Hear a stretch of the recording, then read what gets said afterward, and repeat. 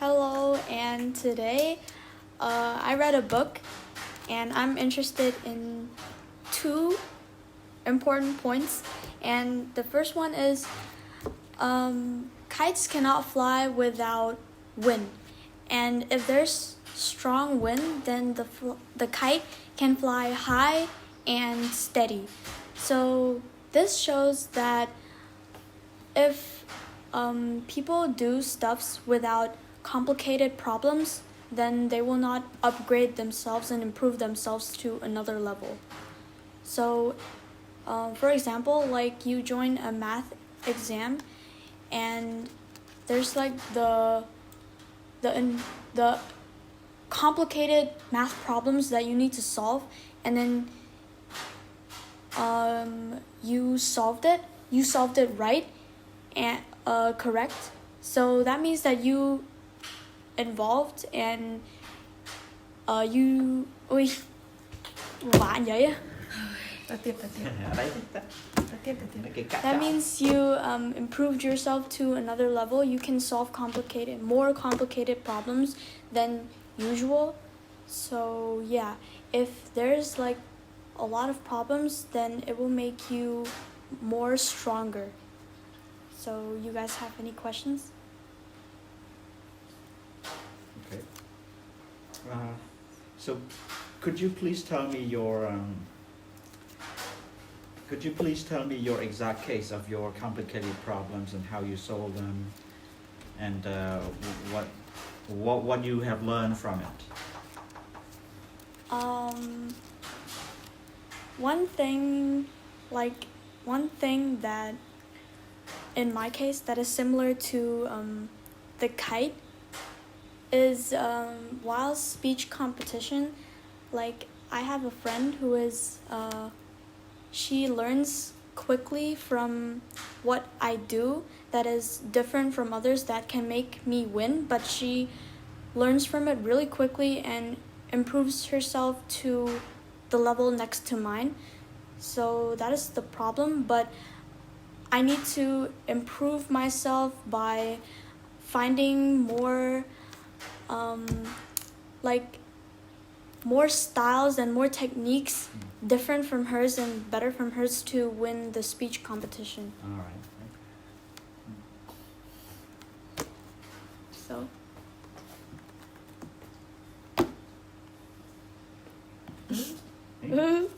So why are you here?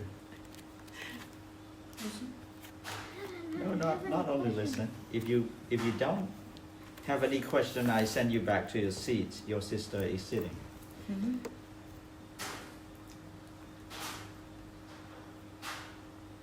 Okay. Another point? So you want to mean that the more problem you face, the smarter you get. Yes. The more problems you face, the more experience and you learn from the problems, and then you improve it to make yourself begin and become the next level. Okay.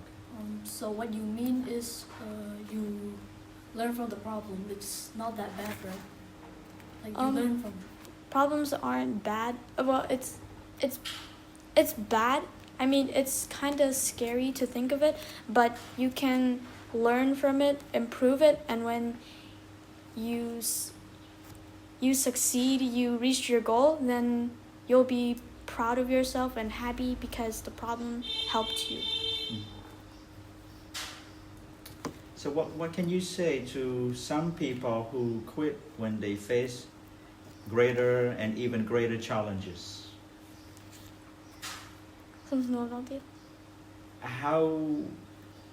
How do you say, how I mean, what kind of person can you describe when he or she quits, when things get tougher and tougher?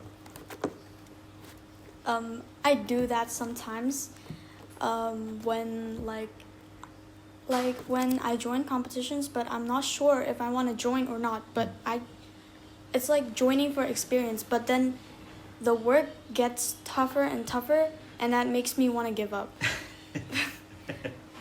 But like sometimes when we reached that far, but it's getting harder and harder, but it's nearly the end, and you're gonna succeed soon, but it's getting harder and harder.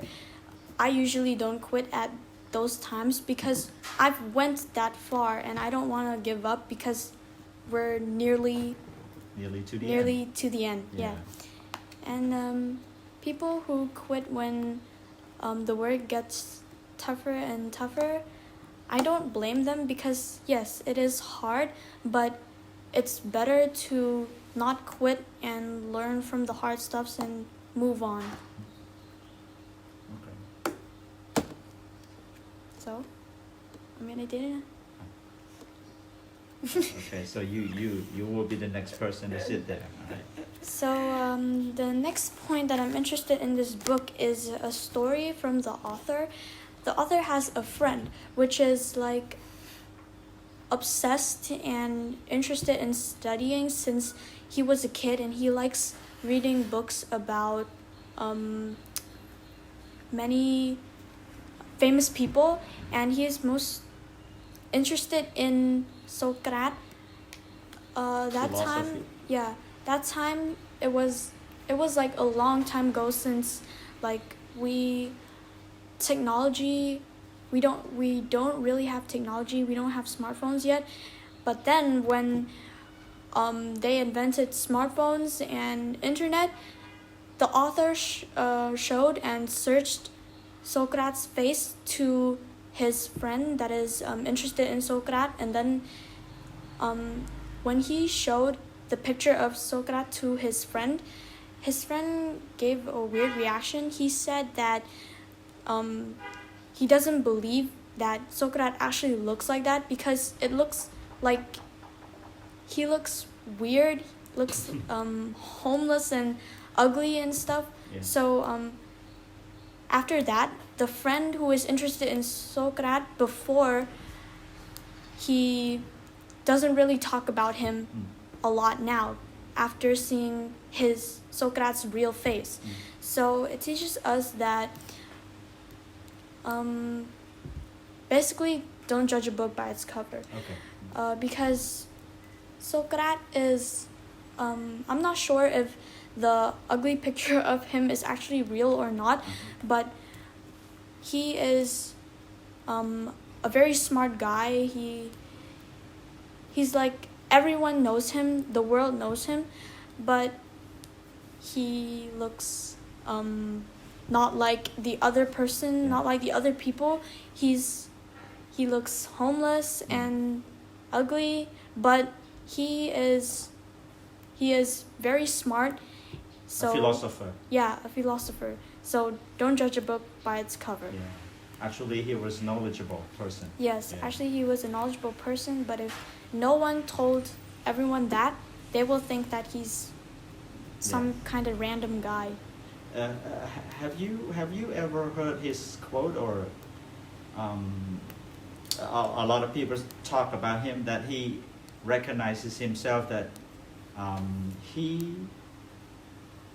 what he knows is he doesn't know everything. Have you ever heard that quote from him? That's one of the greatest philosophies of Socrates.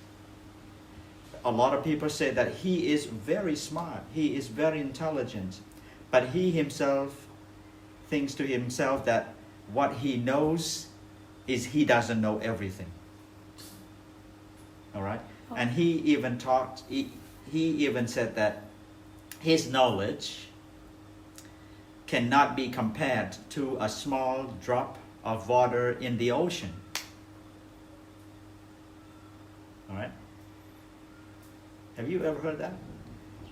Oh, No. very, very famous philosophies. A lot of people in the world know I these ideas. think I've heard of that, but I've never recognized that it's from him. Yeah, it's from him. It belongs to him. All right? There's the other story similar to this is Buddha.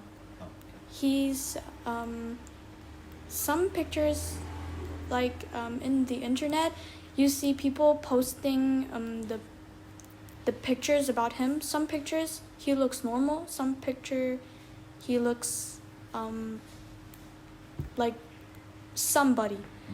And a lot of people in the comments say that, oh, it's not him, he looks very handsome, he looks he's just like the perfect man. But actually people don't know what he looks like, and we're not sure if he actually looks good or actually looks bad. But it's not good to judge people by not knowing them. From looking just the outside of the Yeah. person. So every picture of him is not all the same on the internet, right? Yeah, Different.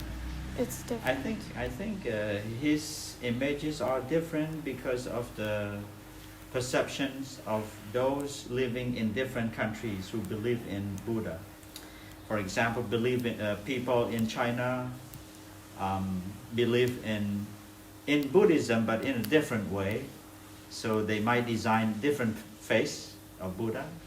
People in India and Thailand, in Myanmar, Cambodia. I don't think there's camera or some technologies that can show his real face, because it's very long ago. Well, we don't know his real face. Right? Yeah, Until today, we don't know what He his looks real like. face is really like. So, yeah, maybe like your face, like mine, or like this guy. We don't know.